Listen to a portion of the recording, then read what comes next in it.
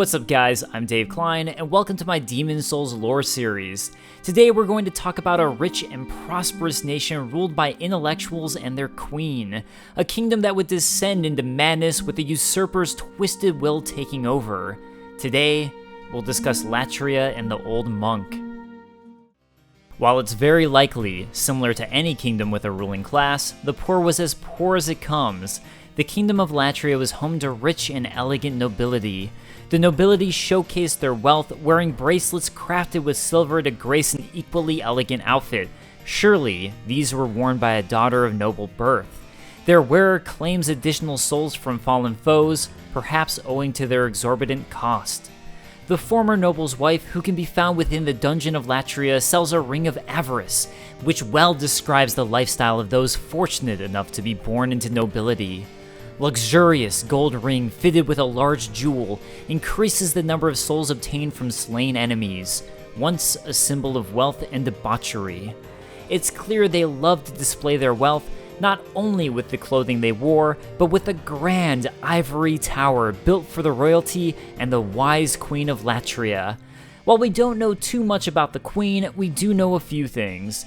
Thanks to the Fool's Idol, which was a perfect likeness of the late Queen of Latria, we know what she looked like. We also know that the Monumental considered her wise, and hence an archstone was placed in Latria. Finally, Soul Ray tells us that this spell offers a small glimpse into the power of this accomplished magician, referring to the queen herself, thus that like others of her land, she was intelligent and learned the soul arts. At this point, it's worth noting the equipment of the royalty starting class in Demon Souls, a person of royal descent who has officially learned spells. Royalty wear the silver coronet and wizard set, the silver coronet being a decorative piece bestowed only to magicians of the distinguished Jormungandr school. Notably, the original Demon Souls describes it as given to the famous magicians of the distinguished Jormungandr family. We see a similar discrepancy in the silver catalyst, also a starting weapon of the royalty class. In the remake, it's described as bestowed only to magicians of the distinguished Jormungandr school, while the original game states it as given only to the magicians of Jormungandr lineage. In fact, according to the now defunct demon-souls.com website, Sage Freke himself was known as a renowned magician known as the Visionary. He is familiar with the working of souls and has organized his findings in a scholarly manner. He is the Sage of Jormungandr and entered Latria by himself, though he is past middle age.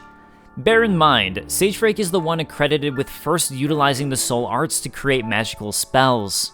Master Freke is a great man who has systemized the magic of the soul arts to make it possible for human imitation. So it's highly likely, if the new translation is correct, Sage Freke was involved in the creation of the Jormungandr School for Magicians. Jormungandr will become increasingly important. However, for now, the main takeaway is that magic and intelligence were incredibly important to Latria. I don't think it's any coincidence we find Yurt in Latria, who's part of a secret society intent on killing all who know about the soul arts to keep it a secret, which would seem to be the entire Jormungandr line/school. The rogue set and gold mask can all be found in prison cells in Latria, indicating this secret sect has been into Latria, likely to murder. Interestingly, we also find the set of Boletarian spies in Latria looking over the Fool's Idol church. It's unclear exactly why, but perhaps they were trying to look into what sort of understanding Latria had of the soul arts. An interesting theory I read thanks to Drangleic Maxi of the comments of my Let's Play, and I apologize if I pronounced that wrong, is that perhaps soul-based magic actually existed prior to King Allant awakening the Old One. In fact, Sage Freke tells us that the Scourge energized all magic, not that it was the cause. As you know, magic is one of the soul arts. The Scourge of Latria has activated all souls and energized all magic. Perhaps, then, we should work to preserve this state of heightened reality? Sage Freke and Latria meddle with these first, and this is why we find both Imperial spies in Latria and perhaps Lord Rydell in Latria. Latria itself is bathed in moonlight, an important element to magic. Meanwhile, Moonlight Stone, an ore that applies a strong magical effect to a weapon, can exclusively be found across Latria. But while on the surface all seemed magnificent, it's clear there was a darker side to Latria, for they had a vast prison that housed many torture devices for those they deemed worthy. As Dezo Penguin reminded me in the comments of my Demon Souls Let's Play, it's worth noting that the events of King Allant bringing the Old One and demons to Boletaria took place only a short time ago, and it actually hasn't been that long since a vengeful old monk would take over. Thus this prison was built by the citizens of Latria. And while all seemed well for the nobility of this magic-rich society where intelligence reigned, they would fall victim to a man cast out and all would fall apart. The Queen banished that depraved old man from the land. He returned in strange golden garb with foul demons in tow. They pillaged great Latria, land of the learned, and shut us away in this prison. Since then, they've been feeding off our souls, telling us over and over that if we go above, we will be granted redemption. According to the former noble's wife, an old man who the wise Queen of Latria banished is the one who would return and bring ruin upon the land. This depraved old man quickly imprisoned the nobility and royals, using the torture devices to squeeze out their souls, causing them to slowly go mad. He brought with him tentacle-headed demons, who similar to the nobility could use sorcery and soul arts to restrain their prisoners. Not only that, but thanks to the first Archstone, we know that he also murdered the Queen as part of his revenge. A vengeful old man claimed the Queen's life and imprisoned any remaining royalty. The prison echoes with the resentful cries of its inmates, tormented by their inhuman guards. Interesting enough, the first Archstone that warps to the Nexus, which was given to the wise Queen of Latria, warps directly into the prison cell within Latria. This is conjecture, but I find it highly likely that it was the old monk who put the Archstone in the prison cell, which would give him more souls to torture and drive mad for his devious machinations. The first of these plans involved a fool's idol, created in the image of the Queen. A church devoted to an idol that mimicked the Queen gave the prisoners a ray of hope, but no doubt a deep malice awaited them, poised to mercilessly dash what faint dreams they had.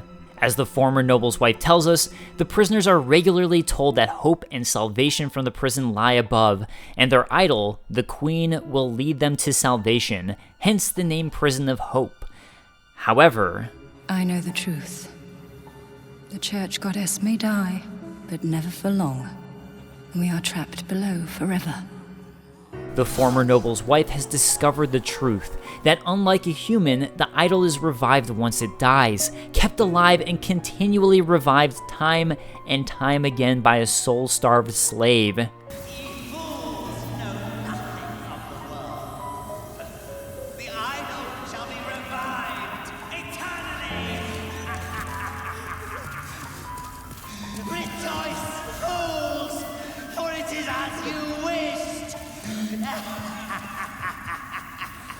Clearly, the malice and mockery of the banished old man is here, who holds contempt for the queen and her subjects, telling them to rejoice if the queen dies, for she will live on forever, no matter what inhumane conditions they may face.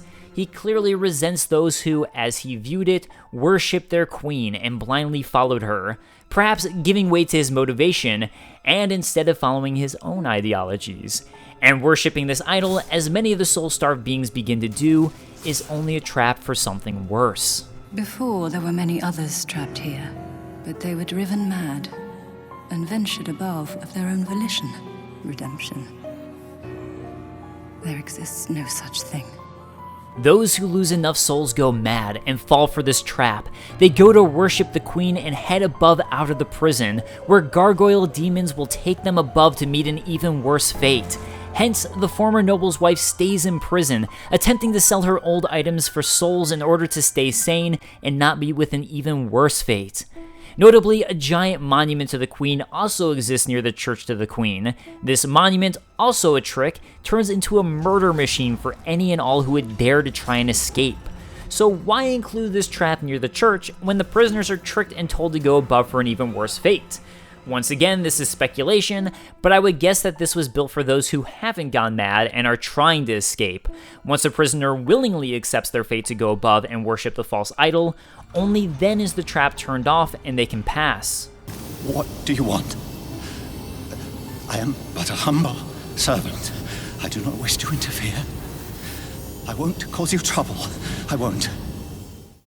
So, what fate meets those who dare venture to worship the fool's idol and travel above? In the ivory tower, prisoners hung in cages, their flesh patched together to create fleshy monstrosities. It was the doing of Latria's new master, an old man who had long ceased to be human, seeking to create demons by his own hand. The old monk took these soul-starved, desperate, and mad prisoners and performed horrifying experiments on them, attempting to create his own demons. Balls of humans all formed and sewn together to create one monstrous ball of flesh and weapon, with every human who's become a part of this disgusting demon's face twisted in pure horror and agony. He forces yet more soul-starved people to perform magic to hold up and keep pumping a fleshy heart that poisons the land of Latria, pumping water and bile from and into the land as it meshes together human and creature, creating twisted, patched together centipede demons with human heads all mangled together, perhaps pumped further with the souls of those whom were tortured inside the dungeons to create these monstrosities. As we see when destroying the heart, the centipede-faced demons crawl out of it, so it seems clear this was where the creations of his horrific demons was taking place. As demons can put their souls in objects beyond just the living, we see demonic gargoyles brought to life by the demon souls and souls of warriors, which they all drop upon death. It would seem the Maneaters too were also created by the old monk, merging multiple types of entities to create his demons, for the Needle of Eternal Agony forged with the Maneater's soul states that perhaps this reflects the Maneater's parasitic relationship between host and snake. As the Maneater has a full demon soul, perhaps this was the old monk's greatest success, as the Maneater would seem to merge multiple entities. It contains a full snake tail, bat-like wings, a wolf-like body, and a humanoid head. Finally, beyond the Maneater, we find the old monk himself taking residence in the ivory tower. This room, now described in the remake as the throne room of Jormungandr. So, let's talk a little more about translation before jumping fully into the old monk. According to the former noble's wife, the original translation refers to that depraved old man as the queen's husband. The queen banished her depraved old husband from the land. He returned in strange golden garb with foul demons in tow. Doing some digging, I found a thread on Reddit by Loki DS who translated the original Japanese of the original Demon Souls. According to Loki DS, the original Japanese for the original game has a few notable differences. The person whom the queen banished is actually referred to as an execrable old man, so he isn't actually the husband of the queen in the original Japanese, nor in the remake. Similarly, the former noble's wife is referred to as the once royal mistress in the original game, however, the remake's translation is more accurate. And that brings us back to the importance of Jormungandr I mentioned early on in the video. As this is the throne room of Jormungandr within the ivory tower, and the archstone itself is the archstone of the old monk demon, it gives us a few possible connotations. It's possible that the queen herself was a part of the Jormungandr family line, and those within the nobility are a part of the Jormungandr line, thus it is the throne room of Jormungandr. I personally find this to be the most likely case. Thus, when you choose the royalty class in Demon Souls, you're role-playing as someone directly from this royal lineage, hence why they're trained in spells and intelligence. However, as it's the archstone of the old monk demon, and he is the one currently residing in the throne room when we find it, it could also be argued that perhaps he himself is Jormungandr and began the Jormungandr School of Sorcery. As we know Sage Freke was the one who discovered how to utilize soul arts for sorcery, I find this unlikely, but I wanted to put it out there. Let me know what you guys think in the comments below. Coming back to the old monk, he was cast out by the queen, and we may never know why. The most plausible theory I've seen is that he was already starting his sick attempts at creating demons before she kicked him out, hence why he came back with a vengeance to further fulfill this. Another possibility, as he creates a false idol of the queen for the former nobility to worship and mockingly wants them to do so forever, is that he was trying to spread some sort of insane ideology of his own, hence why the queen kicked him out. However, we truly don't know exactly why. Another thought I had, as the fool's idol was a perfect likeness of the late Queen of Latria, and it keeps on being revived time and time again by a follower, perhaps this actually is the dead body of the Queen of Latria, with the demon soul pumped into it and now doing the old monk's bidding. Either way, while he was exiled, he came upon a yellow garb. It's very possible he knew it was demonic, as the insanity catalyst we get from forging his soul tells us his line of thinking. If you have no future to lose, then who could blame you for placing your faith in the golden robes? These golden robes being head wrappings that were once the golden robe of the wizened usurper of Latria, which took possession of the wary old man. The old usurper was merely a medium for the golden robe that drove him to madness. The true demon was within the golden robes themselves. While he would summon black phantoms and enslave them to do his bidding, he was slowly dying himself, with the demonic robes draining him of his power over time. His revenge complete, the old man withered away, driven to madness by the golden robes that controlled his body. Now, too frail to serve as a vessel, he was fully absorbed by the demon's soul. In the end, the robe would leave and discard his body to inhabit a new black phantom to do its bidding, absorbing even more souls with its insatiable thirst for souls. Soul Thirst, magic derived from the soul of the old monk demon, boosts the number of souls claimed from defeated foes. This spell heightens one's thirst for souls, enabling the caster to drain victims of every last soul within them. Simply demonic behavior when all is said and done. That wraps up this dive into Latria and the Old Monk. Latria is my favorite portion of Demon Souls, and I absolutely love the twisted lore and mood of the location. I hope I did it justice, and the translation/versions of Demon Souls didn't confuse too much. If you enjoyed, I hope you'll check out more of my lore videos. I've been making Souls and From Software lore videos since 2013, which is crazy.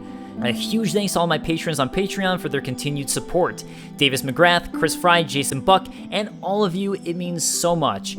I hope you'll subscribe if you want more. I also love making comedic retrospectives of games I put a ton of work into that I hope you'll check out, and I have a Let's Play of Demon Souls over on my Let's Play channel.